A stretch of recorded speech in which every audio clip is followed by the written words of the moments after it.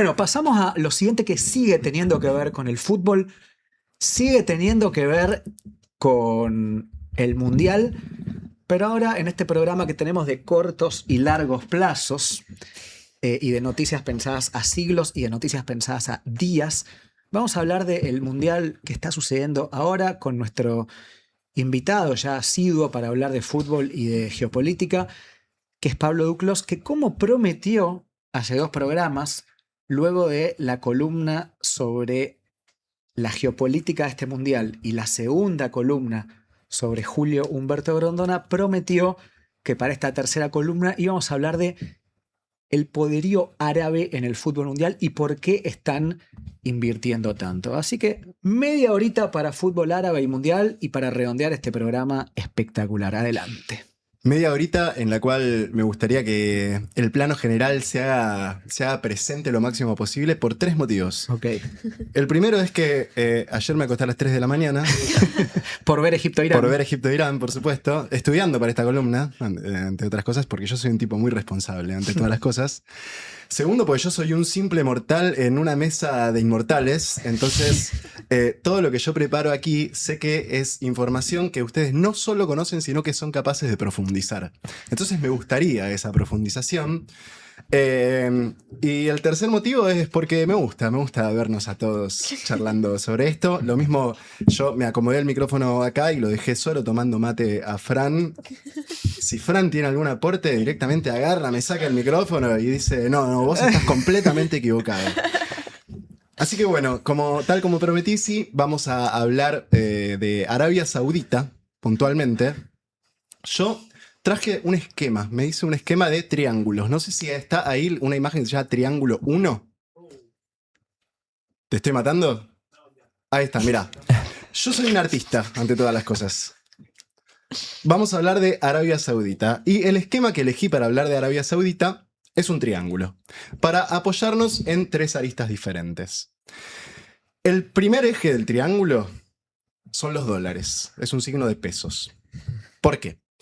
Porque Arabia Saudita es un país muy poderoso a nivel económico y geopolítico en el mundo, ante todas las cosas porque tiene muchísimo petróleo.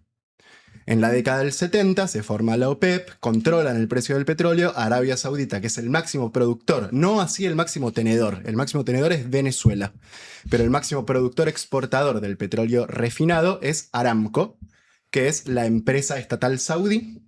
La cual vemos en cada partido del mundial, sí, en cada carrera de Fórmula 1, etcétera. Etcétera, porque tiene muchísima publicidad en absolutamente todo el mundo. No solo es la refinería más poderosa, sino también te lo hace saber en cada evento deportivo que puede. Pero hay 2 desventajas sobre esta base económica de Arabia Saudita. La primera es que, como es un commodity, el petróleo, es decir, es un producto que se vende a un precio único en el mundo, del cual uno no es dueño de ese precio, ante cualquier eventualidad, como lo puede ser, por ejemplo, que un país encuentre una reserva importante de petróleo, baja muchísimo el precio por la ley de la oferta y la demanda simple, y eso te destruye la economía, y es algo que vos no podés manejar.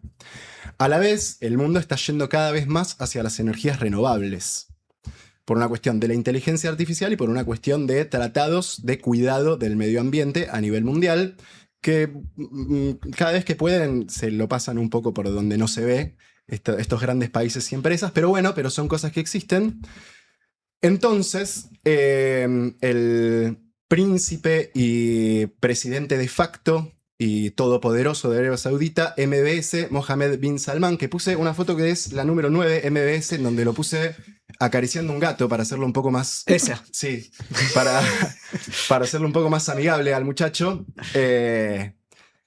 Lo que en 2016 se plantea, este todopoderoso príncipe saudí, es diversificar la economía saudí en un plan que se llama Visión 2030. Es decir, tiene un plan de 14 años en el cual Arabia Saudita deja de ser un país petróleo dependiente para ser un país diversificado en su economía, a nivel tecnológico, producción de autos, energía renovable y un montón turismo. Bueno, claro, turismo. Y un montón de falopeadas más que tienen que ver con esto, como por ejemplo construir una ciudad futurista desde cero, llamada Neon, que hace 10 años iba a ser, por poco Matrix quedaba viejo al lado de Arabia Saudita. Finalmente no están consiguiendo mucho esos objetivos. Pero claro, una de las aristas más importantes de este plan Visión 2030 es la del turismo. Es la de quitar a Europa del primer lugar del turismo y que ahora el polo principal sea no solo Asia, no solo en Asia, sino específicamente en Arabia Saudita. Quiere hacer una Dubái, lo que Dubái tardó 50 años en hacer, Arabia Saudita lo quiere hacer en 10. Y uno de los planes para hacer crecer el turismo es, vamos a el triángulo 2, es el fútbol. Yo soy un artista, pero del recarajo, ¿eh? Entonces, tenemos primero el plan. Primero, gracias por los pulgares para arriba. Para la gente que está mirando en el chat también, cada pulgar para arriba me hace mejor dibujante. Entonces, tenemos la primera pata del triángulo, la parte económica. La segunda pata de este triángulo saudí es el fútbol.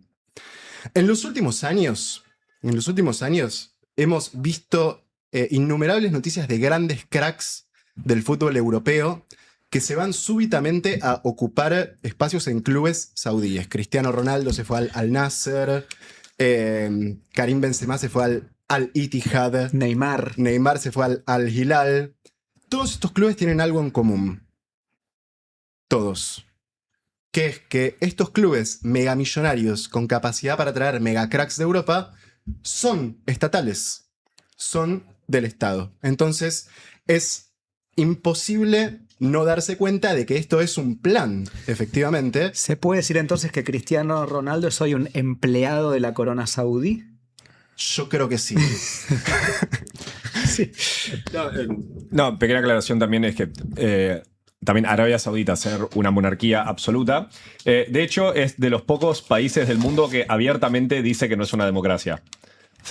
Con orgullo, digamos. Claro, el reino de Arabia Saudita, o sea, no es una monarquía absoluta, pero además, por justamente la predominancia del petróleo, medio que toda la economía saudí de una u otra manera gira en torno a lo que es el Estado. Recordemos, además, y ya que hablamos de Estado, y ya que hablamos al principio del programa del Congo, de cuando Leopoldo hizo del Congo su propio jardín, que Arabia Saudita es el único país con apellido. Es decir, Saudita refiere al apellido real que es Saud, la familia Ibn Saud. Es como si en un rapto de personalismo alguien le quisiera poner a Argentina peronista o Argentina mileísta. El saudita no refiere a ningún gentilicio geográfico, es el apellido de la familia que gobierna. Jordania no es también el reino hashemita de Jordania. Sí, es verdad. Pero el único caso que conozco por la positiva es República Bolivariana de Venezuela. es verdad. No, para hacer Bolivia. ¿Qué? Bueno, Bolivia, Bueno, sí, Bolivia Colombia, ya es extremo. América, Claro, sí, sí. Filipinas, Por Felipe. Por Felipe. II. Sí, Pero República Bolivariana me parece que es el mejor ejemplo porque hay una adjetivación de un... Bueno, perdón, nos Sí, estamos yendo al demonio, Pablo, te estamos... Hay varios. igual, A ver, para eso Bolivia y viene. Filipinas son en honor a. Ah. Esto es. Sí, ya, es complejo. Reino pero está bien, ¿eh? hashemita, República Sí, Bolivariana. Sí, sí, sí. está Yo como bien. lo llamamos República Sanmartiniana de Argentina. Algún día. Me gusta, está bueno, Y República Sanmartiniana. podemos ya empezar a decirlo. Yo soy argentino peronista sanmartiniano, por ejemplo. Entonces, Claro. bueno. Maradoniano. es maradoniano e hincha de Huracán. Y Duclos, por parte de padre. Bueno, entonces, en esta segunda pata del triángulo, en donde aparece el fútbol y vemos un intento de desarrollo a nivel deportivo, no es solo el fútbol el que tiene la pata saudí completamente pisando su suelo, sino que intentan traer a la Fórmula 1, de hecho lo logran.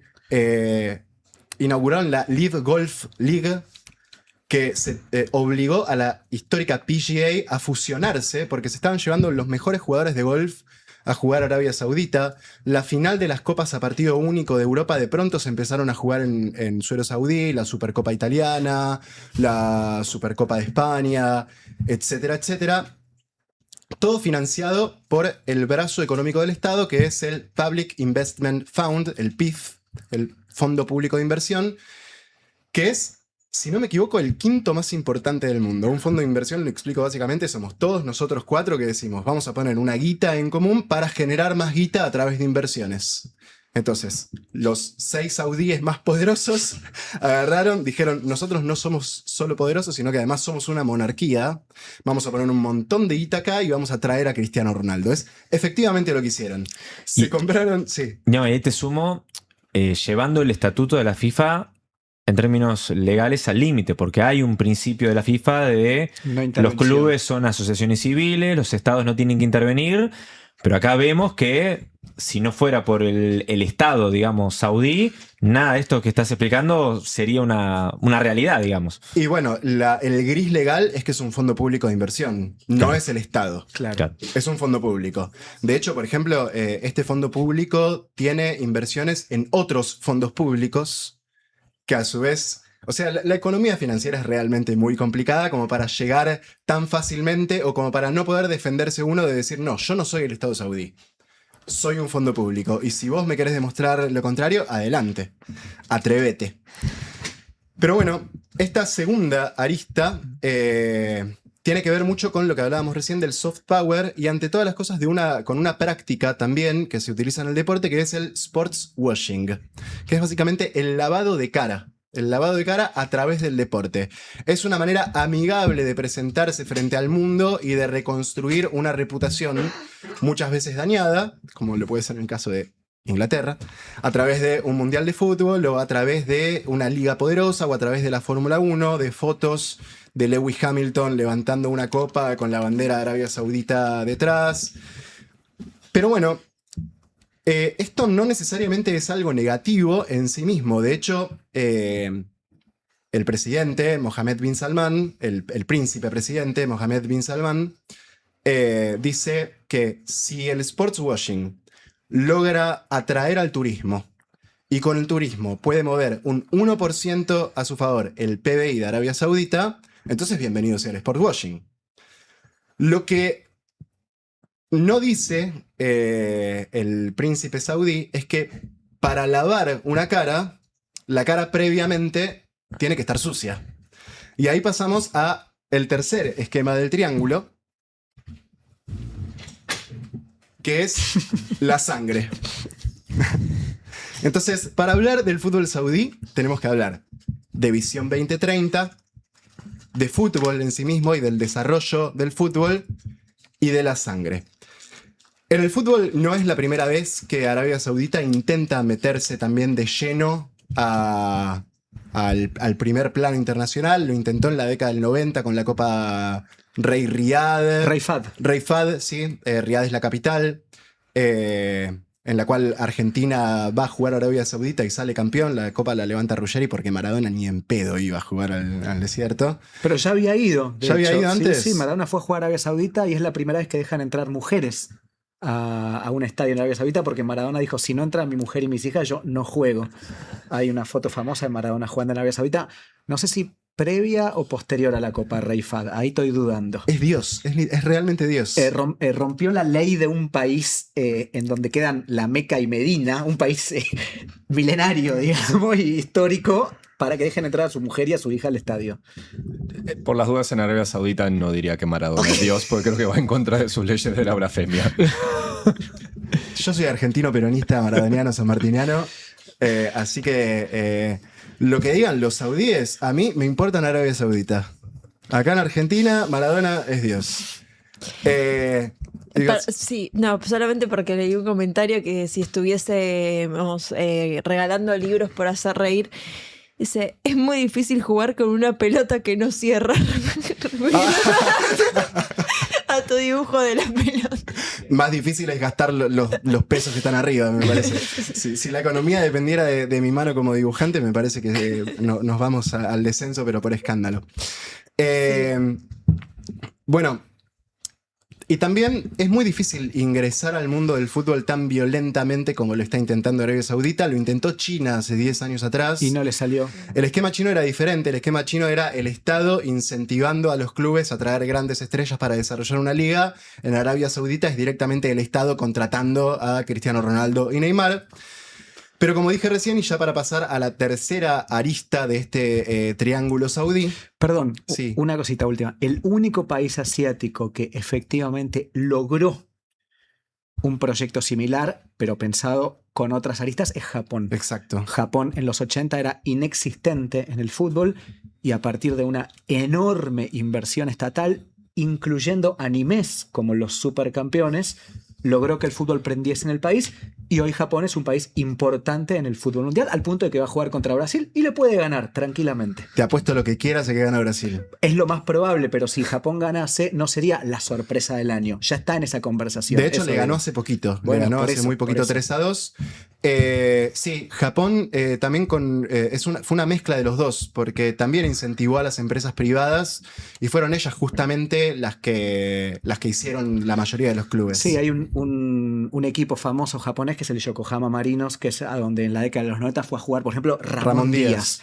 Y los argentinos, los que eran futboleros, no lo podían creer. ¿Cómo un jugador argentino va a ir a jugar a Japón? Era similar a ver hoy a Cristiano Ronaldo en Arabia Saudita, ¿no? Era como, esto no pasaba antes. ¿Cómo un jugador así iba a jugar en Asia?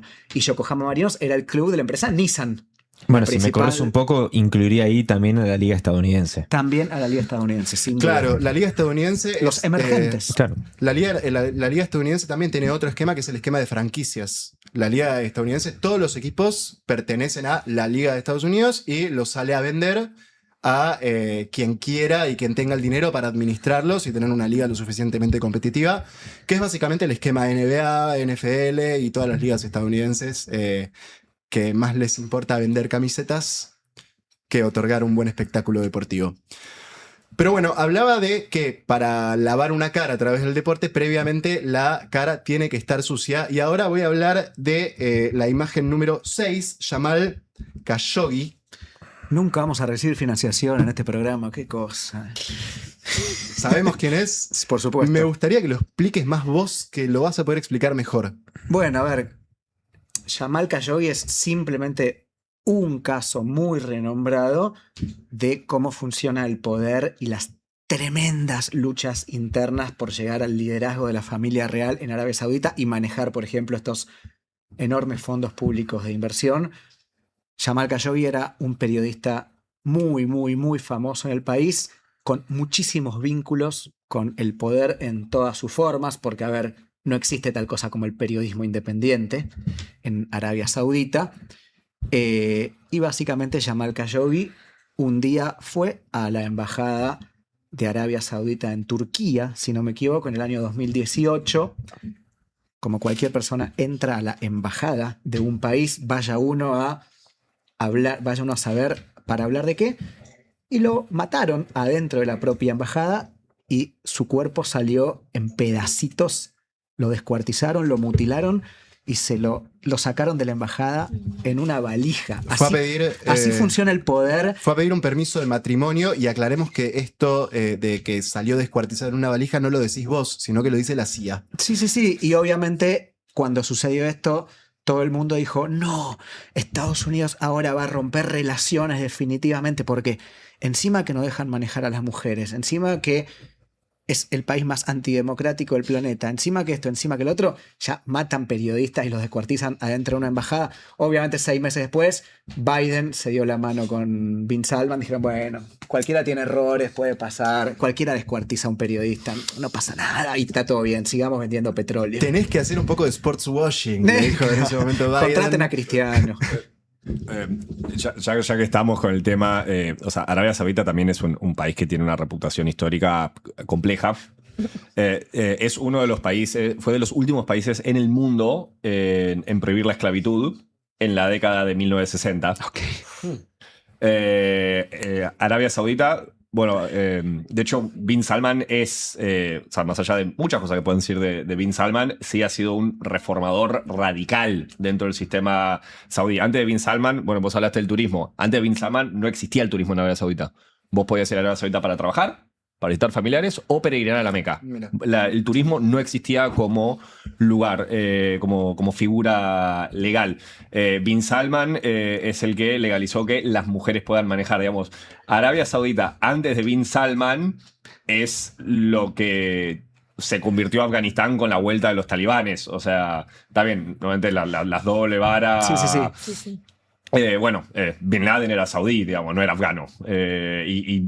Y Arabia Saudita, además, que tiene una visión muy estricta del Islam, durante décadas se dedicó básicamente a exportar su problema de terrorismo.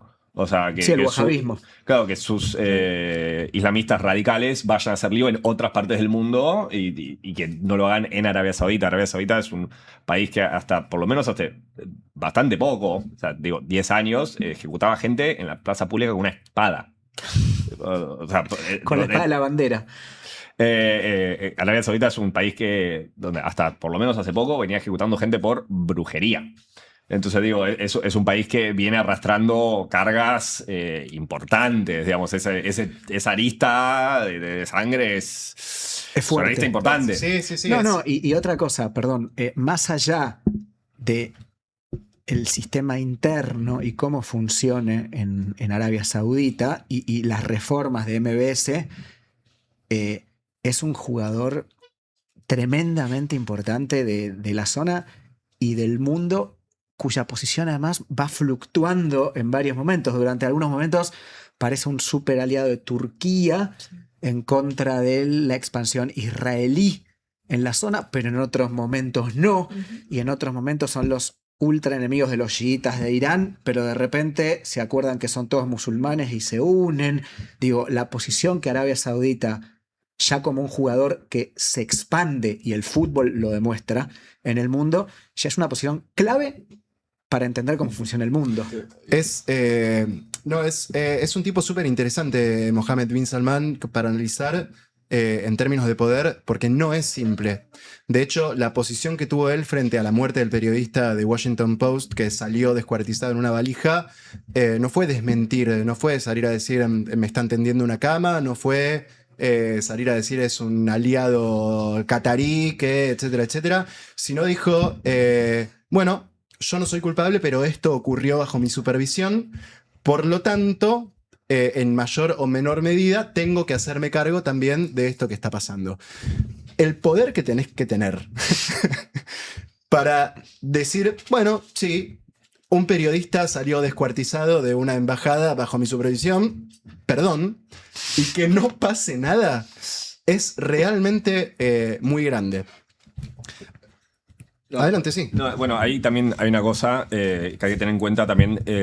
Arabia Saudita no solo es un país productor de petróleo. O sea, como bien decís, el petróleo es un commodity que tiene que ver con oferta y demanda, pero también tiene que ver mucho con a que no todo el petróleo es igual. O sea, hay petróleo más pesado, hay distintas clases de petróleo y no todo el petróleo es igual de fácil de sacar. Lo que tiene Arabia Saudita no solo tiene muchísimo petróleo, sino que es baratísimo de sacar. Entonces, lo que sí tiene Arabia Saudita es que es el único país del mundo que puede, hasta cierto límite, controlar el precio del petróleo mundial. Porque si de repente se descubre un yacimiento petrolífero, pero es caro de producir, Arabia Saudita lo que te hace es te aumenta la producción, Claro. hace que caiga el precio del petróleo y a vos no te... Y listo, y eso no lo haces. Claro. O al contrario, cierran la llave y hay menos petróleo en el mundo y el precio del petróleo sube. O sea, Claro. es el único país del mundo que realmente tiene esa llave.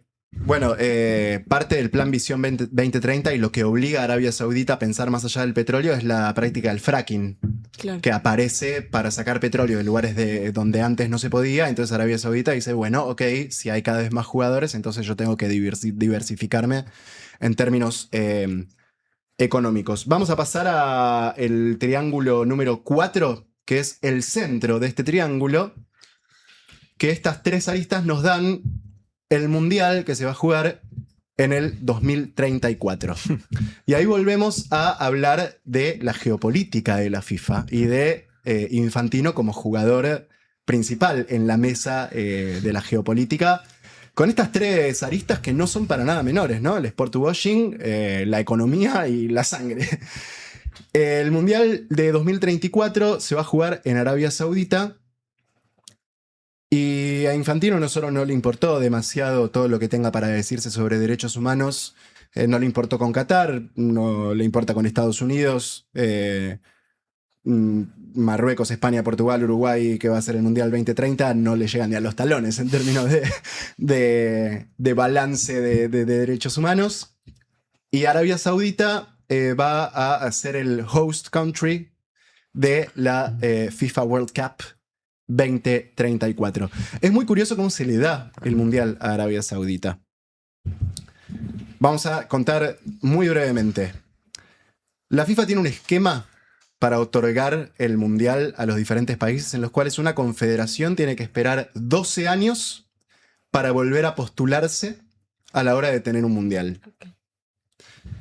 Es el requisito mínimo que tenían los países árabes posterior a Qatar 2022. 12 años después puede volver a Arabia Saudita. Lo cierto es que el único que había hecho uso real de esos 12 años como tales es Europa. Que de hecho Europa tuvo más de 2 mundiales seguidos en una época donde todavía no existía este estatuto como ley. Lo curioso es que la CONMEBOL, el fútbol sudamericano, renuncia completamente a tener un mundial a la hora de negociar con la FIFA que Argentina, Uruguay y Paraguay van a tener un partido cada uno en el Mundial del 2030. Es decir, nos dan unas migajas de un mundial para que CONMEBOL después no rompa las bolas durante los próximos 12 años. Lo mismo ocurre con Europa, porque ese mundial se va a jugar en España y Portugal. Y además de España, Portugal, Argentina, Chile, Paraguay y Uruguay... No, Chile no creo. Chile no, perdón. Paraguay. Paraguay. Se va a jugar en Marruecos. Y entonces ahí tenés 3 confederaciones que las limpiaste. ¿Cuáles te quedan? Asia, con Arabia Saudita, y Oceanía.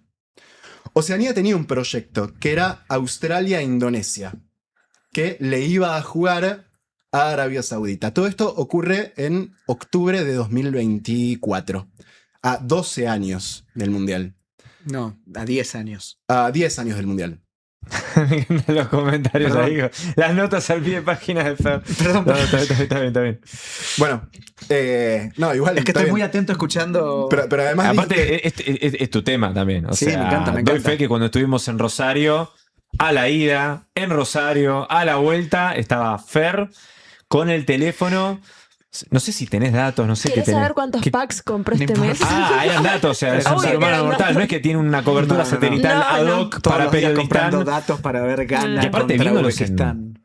En alta los estabas viendo Sí, los partidos. sí, no sí, es que sí, para sí. ahorrar datos los estabas viendo en Una- pixelado. Una vez cada 4 años. ¿Qué va a ser? Está bien. Yo lo voy a bancar como si fuese mi hermano. No, igual en la nota al pie a mí me da tranquilidad porque puedo decir barrabasadas y barbaridades con mayor libertad. Total, sé que me van a corregir. Decir que entre 2024 y 2034 hay 12 años es verdaderamente de un nivel de barbaridad importante. Pero bueno, a 10 años del Mundial, en octubre de 2024, a la FIFA se le ocurrió que había que presentar el proyecto para tener el Mundial en tu casa en 24 días. Dijo, bueno, ok, se nos viene el Mundial encima, dijo la FIFA, hay solo 10 años. No eran 12, eran 10.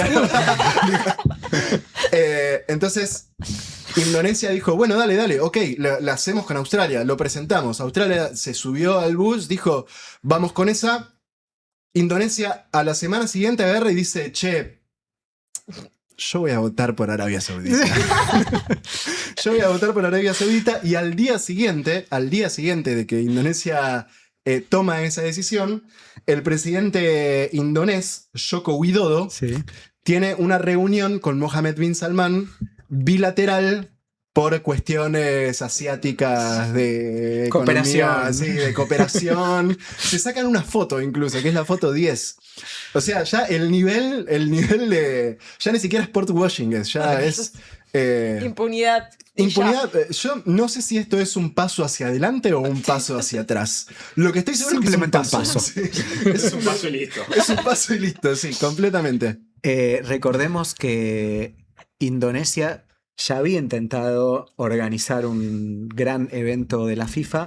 De hecho, lo habían elegido sede para el Mundial Sub-20 del 2020. ¿Cuál es el que se hace en Argentina? ¿2023? 2023. El Mundial Sub-20 2023 Claro, es verdad. se iba a realizar en Indonesia, pero Indonesia, un país mayoritariamente musulmán, el gobierno se negó a alojar a Israel, que había participado a ese evento, y entonces la FIFA le quitó la sede a Indonesia y se la dio a Argentina, cosa que no hizo la FIFA para este mundial, en el cual Estados Unidos se negó a alojar a Irán.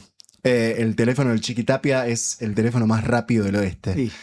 Sí, igual fue un. Bueno, igual no quiero hacer catarsis de ese Mundial Sub-20 porque, bueno, hubo conflictos con el tema Malvinas, que por suerte se ha flexibilizado en este Mundial. No mostraron, No, tuvieron que cambiar el nombre. Está esta política de la FIFA de verdad. cambiar el nombre de los estadios. También pasó en este Mundial, no es que no. Con las Sí, marcas. Con las Por el tema de las marcas. marcas, claro, pero el estadio de Mendoza se llama Malvinas Argentina, se habían tapado las islas con el logo del Mundial Sí, Sub-20 2023, pero esto fue un paso más allá y con esa política de aquel entonces de la FIFA de perseguir bajo la excusa de que se está buscando la seguridad de los certámenes deportivos.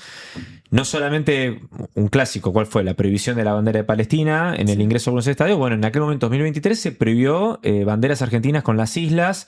Incluso le prohibieron el ingreso a un veterano de Malvinas en un estadio, en el estadio de San Juan, cuando fue el Mundial Sub-20. Se armó un revuelo tan alto que no solamente dejaron de prohibir el ingreso de argentinos con imágenes de las islas en los estadios argentinos, sino que además se recuperó la imagen de Malvinas en el estadio de Mendoza, producto de esta censura. Pero bueno, ¿por qué lo comparo esto? Porque felizmente, por el momento, en este Mundial 2026, las banderas, tampoco quiero avivar, ¿no? Pero hemos visto varias banderas con las islas en las hinchadas argentinas en Estados Unidos, lo cual celebro que la FIFA no esté censurando. Sí, hay muchas banderas palestinas en los estadios. Sí. Hay banderas iraníes, tanto las de La del León. República Islámica como la del León. Pareciera haber de todo en los estadios Bueno, bien. de Estados Lo Unidos. cual se celebra relativo a lo que fue esta censura en el Mundial Sub-20 del 2023. Perdón, Son 12 y breve paréntesis. 14. 5 minutos más y nos tenemos que ir porque nos van a matar los operadores y todos. Sí, o los saudíes. Cuidado. La cara de Fran. el- Perdón, Fran, perdón. Yo estoy al lado tuyo, te estoy arrastrando conmigo. El Mundial este del 2034 no solo tiene esta nota de Indonesia, sino que además cambió el estatuto FIFA, que en este mes, en donde apuró todo porque se le venía el Mundial encima, solo faltaban 10 años, el estatuto dice que todos los proyectos FIFA tienen que tener 14 estadios, de los cuales 7 ya están construidos. Arabia Saudita tenía construidos 4. Entonces la FIFA dijo, bueno, no, 7 no, está bien. Con 4 estamos. Firma acá. Y finalmente, entonces terminamos con la imagen del último triángulo para que quede en el centro bien el esquema que le dio forma a esta columna. Quiero aclarar que todo lo que dije sobre Arabia Saudita fue un chiste. Absolutamente todo. Toda esta columna fue un chiste. Y yo solo hablo en clave de humor. Para terminar, lo increíble de todo y lo que nos sigue en última instancia haciendo humanos y que hace el fútbol un deporte hermoso es que pese a todo, Arabia Saudita en el fútbol, siendo 11 jugadores saudíes adentro de un campo de juego pateando una pelota, sigue siendo un equipo que no logra mejorar. Empató ayer con Cabo Verde, un archipiélago de 500.000 personas, y se quedó afuera del Mundial, listo. A otra cosa, quedó último en su grupo. Así que bueno, pese a, evidentemente, más allá de construir estadios, el gran objetivo que tiene Arabia Saudita de cara al 2034 es formar un buen equipo para que no le pase como a Qatar, que qué lindo, qué hermoso, organizó el Mundial en 2022, jugó 3 partidos y lo perdió a los 3, fue el primer anfitrión que quedó afuera en fase de grupos, una vergüenza, y eso, quieras o no, afecta también Y además, la imagen del país. lo que le dolió a Arabia Saudita que el primer país árabe en tener la Copa del Mundo sea Qatar. Además. Lo que le dolió. Y ahora, bueno, la van a tener ellos. Sí. Así que bueno, Arabia Saudita 2034. Es lindo ver también dónde se hacen las grandes competencias para entender un poco cómo se va moviendo la geopolítica del mundo. Rusia 2018, Qatar 2022, Estados Unidos 80% 2026. Marruecos está luchando por organizar la final del 2030, La va a tener. 2034, Arabia Saudita. Digo, si uno ve los mundiales en la década del 50-60, Suiza 54, Suecia 58, Inglaterra 66. Y digo, por eso lo sacaron Stanley Ruse Y en el por- 74. Era esto lo que se estaba discutiendo. Sudáfrica 2010 también formaba parte de esa discusión. Bueno, gente, hemos tenido demografía, hemos tenido Argentina, Inglaterra en clave mundial y malvinera, hemos tenido Arabia Saudita con el fútbol, pero también con un montón de otras cosas. Hemos tenido la ropa de Indochina. Y de Imperio Austral, voy a aprovechar Aproveche. que agradecer que me regalaron este uso espectacular de ARSAT, lo cual inspiró, en algún momento voy a hacer algún informe, próxima columna sobre telecomunicaciones, aprovechando la ligazón con la cuestión de las IA, así que muchísimas gracias. Vayan a ver porque tienen una ropa soberanista espectacular. Cuando hagamos esa columna vamos a hablar también de cómo obtuvimos la posición orbital para ARSAT. Hagámosla conjunta. Porque está vinculado con el Mundial Francia 98. Bien, me Espectacular. encanta. Hemos tenido también a lo largo de todo el programa unas 600, 650 personas viendo todo el tiempo, lo cual, de nuevo, siendo que esto es el único contenido que tenemos en este canal, no es un canal que te aparece día a día en el algoritmo. Sábado a las 10 de la mañana, creo que hacía menos 25 grados cuando me levanté. Es un montón, la verdad que es un montón. Hemos tenido también el anuncio de una rifa que se va a seguir sorteando a lo largo de la semana. Y vuelvo a repetir, se sortean un montón de hermosuras traídas desde la República Popular de China. No se consiguen en otro lugar. Son hermosas, la verdad, sale 5.000 pesos. Es decir, que si donan, la forma de participar es donando para el programa. Simplemente cada 5.000 un número y 20.000 hacemos una promoción 5x4. Hemos tenido muchas cosas, como siempre hemos tenido el trabajo de Andrea, que se emocionó atrás de cámara cuando estábamos recordando al Diego. Hemos tenido, como siempre, a Moisés y a Silvio, y yo particularmente he tenido la grata compañía de todos ustedes. Te cedo el cierre.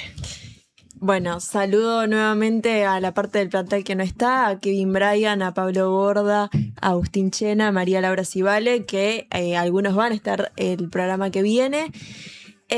Repito, el abrazo al pueblo venezolano en un momento tan difícil, tan complicado, y nada, personalmente me emociona muchísimo ver la cantidad de países y de voluntarios y de personas que se están movilizando por eso, así que nada, repito en ese sentido el abrazo solidario y realmente fraterno con ellos. Y bueno, también gracias a todos, se han lucido como siempre. Abramos el plano, así todos podemos. Abramos el plano, así aparecen todos, que la verdad es que es un verdadero lujo ser compañera de toda esta gente y de escucharlos en cada programa. Y muchas gracias a todos los que estuvieron del otro lado. Chau, chau. Alentar la selección. Hoy